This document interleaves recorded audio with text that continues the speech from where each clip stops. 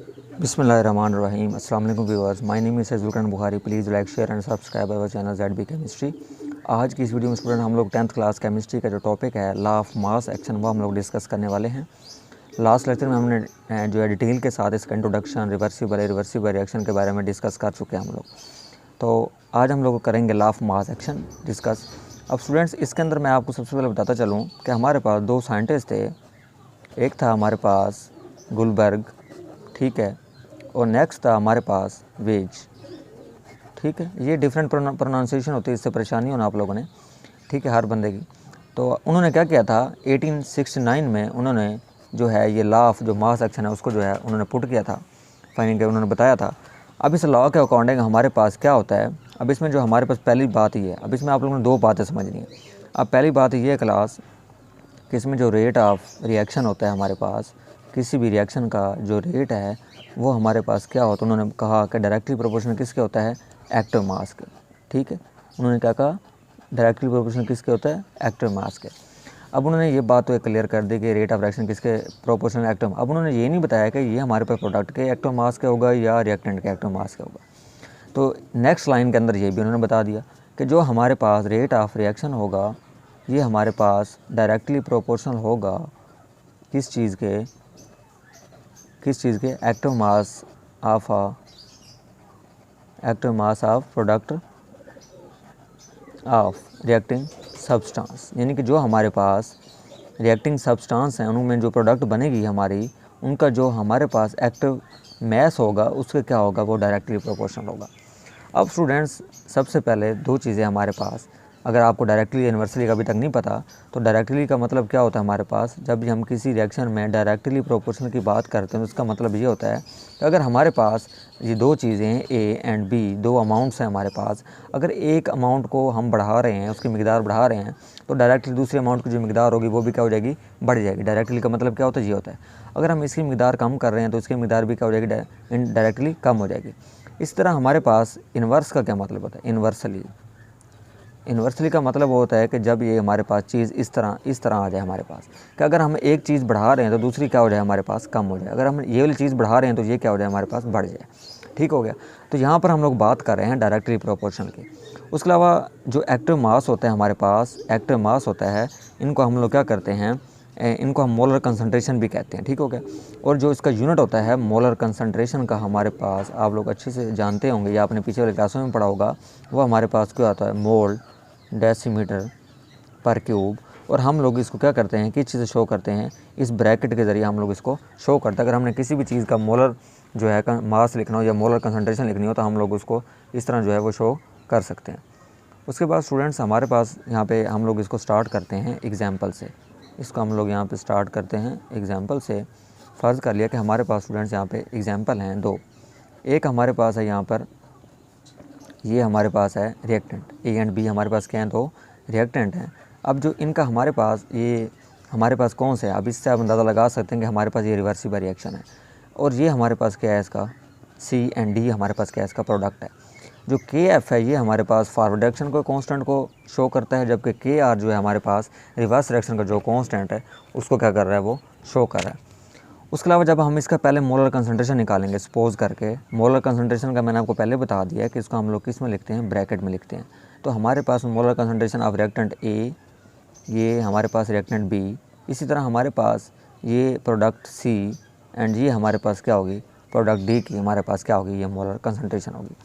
अब हमारे पास according to law of mass action की हम बात करते हैं, ठीक है। According to law of mass action के अकॉर्डिंग हमारे पास जो हमने डेफिनेशन पढ़ी है कि जो हमारे पास रेट होता है वो डायरेक्टली प्रोपोर्शनल किसके होता है, फॉरवर्ड का।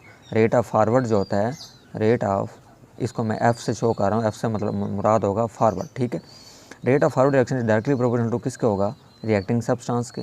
जो हमारे पास रिएक्टिंग सब्सटेंस कौन कौन से हैं, A एंड B। जारी बात है कि रेट ऑफ फॉरवर्ड में रिएक्टेंट ज़्यादा होते हैं, प्रोडक्ट बिल्कुल ही नेग्लिजिबल होते हैं, तो हम इसमें रिएक्टेंट ही लिखेंगे, ठीक है। अब इसको ख़त्म करने के लिए हम लोग यहाँ पे क्या लगाएंगे, कांस्टेंट लगाएंगे। अब जो कांस्टेंट है फॉरवर्ड का वो यहाँ पे मैं ऐड कर चुका हूँ, KF है हमारे पास, ठीक है। फॉरवर्ड का जो हमारे पास कांस्टेंट है वो क्या है, KF है।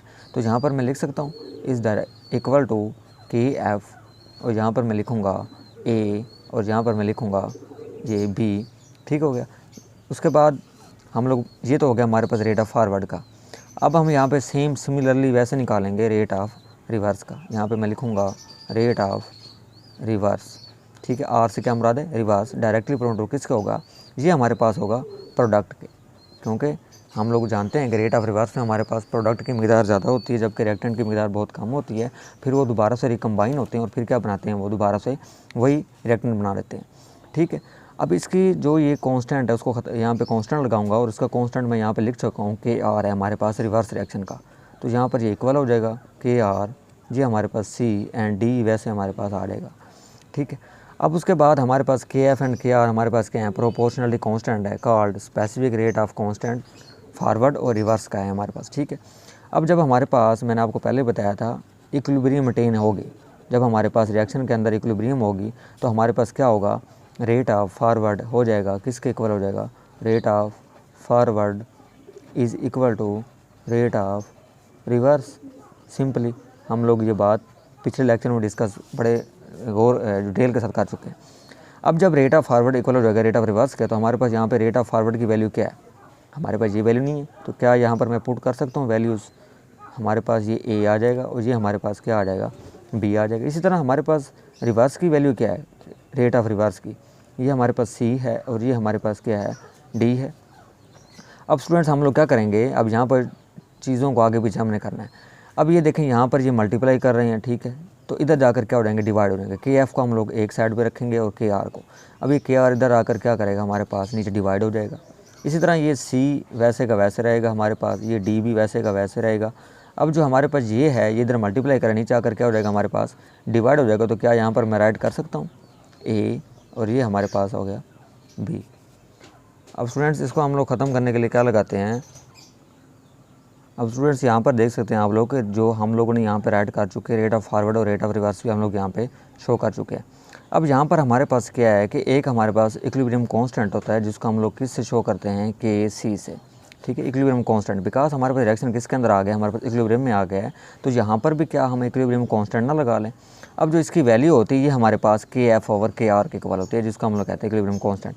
अब इसकी जगह पर मैं ये वाली वैल्यू पुट कर सकता हूँ, के सी इज इक्वल टू, बाकी जो है हमारे पास ये इक्वेशन क्या रहेगी, सेम रहेगी। तो हमारे पास ये क्या बन जाएगी, जो हमारे पास लॉ ऑफ मास एक्शन है, ये उसकी इक्वेशन बन जाएगी। अगर मैं इसको यहाँ पे राइट करूँ, K c is equal to c d, ये हमारे पास ए और ये हमारे पास बी। अब इसमें जो हमारे पास के सी है, ये हमारे पास है इक्विलिब्रियम कांस्टेंट,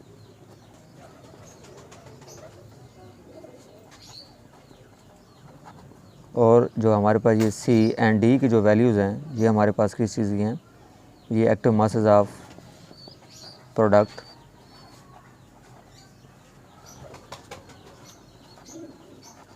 और ये हमारे पास किस चीज़ की हैं, ए एंड बी, ये हमारे पास क्या है, active masses of a reactant. तो ये है हमारे पास लॉ ऑफ मास एक्शन जो जनरल है हमारे पास, जिसको हम लोग इस इक्वेशन के साथ जो है रिप्रेजेंट कर सकते हैं।